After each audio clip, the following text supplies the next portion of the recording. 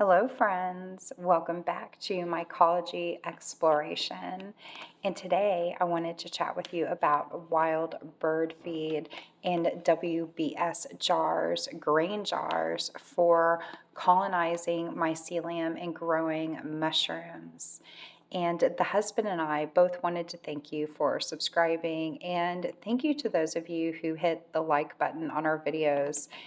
We love hearing from you in the comments, and so I'm going to answer a few of your questions that we received in the comments about our WBS video.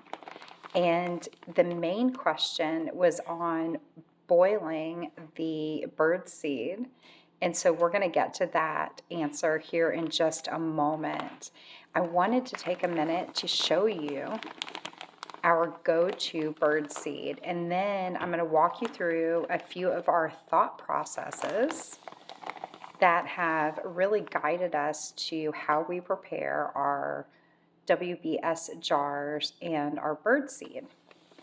And this is the bird seed that we started with when we first started growing mushrooms, and we're back to it.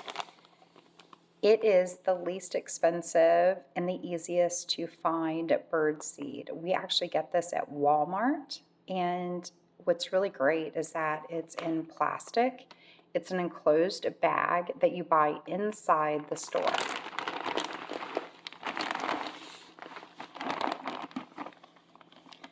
And we have found that many of the bird seed for wild birds like cardinals is perfect.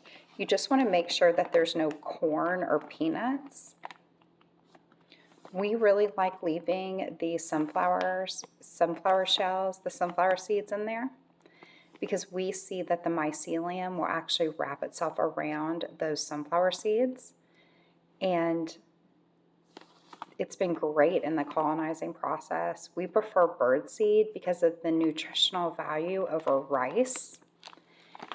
And so we actually moved away from this bird seed and tried what we thought was going to be better bird seed from a home improvement store. And it actually was in more of a mesh bag, and we bought it outside of the store in the outdoor area. And what happened is there were mites, like little tiny bugs, microscopic bugs, and we didn't notice until we got to the bottom of the bag, but we did notice that things were not colonizing. We didn't have the success that we normally had before. And so it caused us to learn more about birdseed and how it was packaged. So in fact, it's true that you want to buy birdseed that is in a plastic closed sealed plastic bag inside a store, so that you don't have bugs or mites in your bird seed. And you would think even if you boiled the bird seed and then it was sent through the pressure cooker, it would be okay, but we really did have problems. And once we went back to this bird seed, it's been amazing again, perfect. I mean, just so much rhizomorphic growth in our WBS jars. So we just really suggest you look for this bird seed. Again, no corn, no peanuts, songbird, no fruits of any kind, and we love the sunflower seeds in there. So when we were first growing mushrooms, when we researched about wild bird seed and how to prepare it, there were two options. There was option one, which is tap water in your garden hose outside, where you just rinse for 20 minutes. And then option number two, which is tap water inside, where you boil it for 20 minutes. And so neither option would work for us because we only use purified or clean water.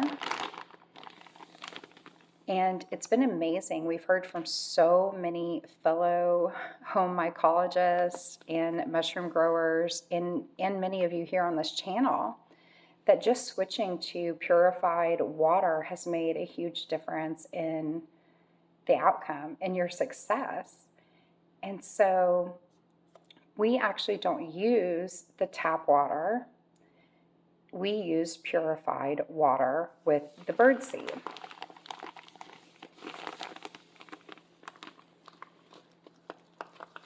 So referring back to the very first video that we made about WBS wild birdseed, we talked about how we do 2 5-minute boils, meaning we start with the birdseed right here in this colander, and we'll put it in the sink, and it's the only time we use tap water. We do a first round tap water rinse.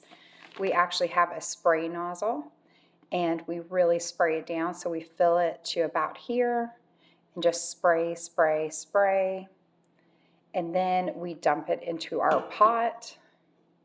And in that first video, and how we used to prepare is we would do 2 5-minute boils. So when you do 2 5-minute boils, you're not cooking the birdseed and you're stirring it continuously. You're not cooking it. In 20-minute boil, you're going to really be cooking a lot of the birdseed, and you really could pop the shells on those.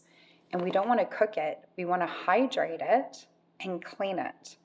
So what we were doing was 2 5-minute boils, and we had so many questions on what did we do in between the 5-minute boils, and the answer is we would strain it. So we would put the birdseed after a tap water rinse into the pot. We would add our purified or clean water to the pot.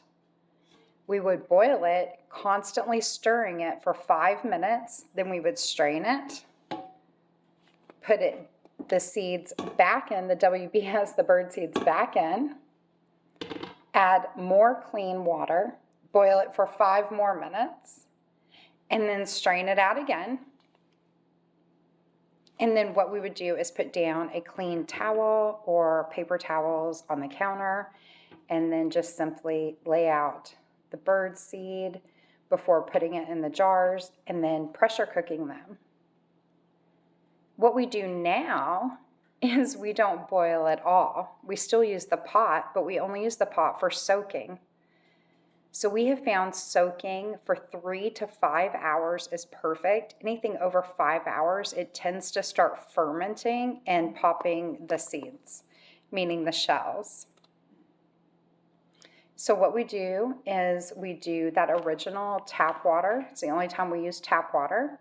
We use our sprayer and give it a really good rinse and rinse the bird seed. Again, we fill it to about here. Rinse, rinse, rinse. We put it in the pot.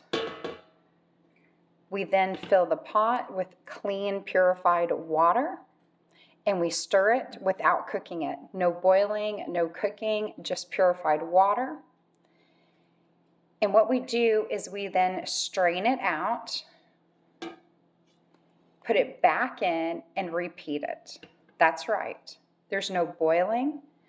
What we do is we rinse it 3 to 5 times over 3 to 5 hours. And really, you're going to need to rinse it a little bit more if the water doesn't seem clear. So on your third rinse, as you're stirring it, if it's not clear water, then I suggest doing another rinsing. You're going to strain it, put it back in, put more clean water in it.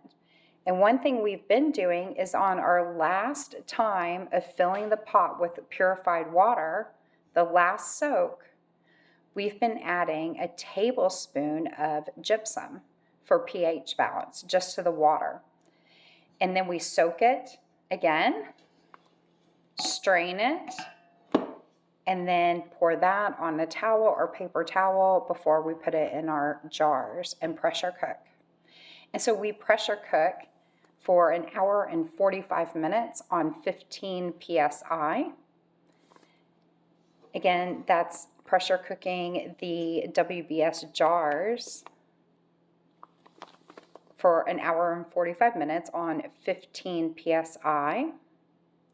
And if you have those holes in the top of your grain jars, your WBS jars, you want to make sure you put foil over the top. Just want to give you another look here at this bird seed. So again, the idea is to not cook it. You're wanting to clean it, and you're wanting to hydrate.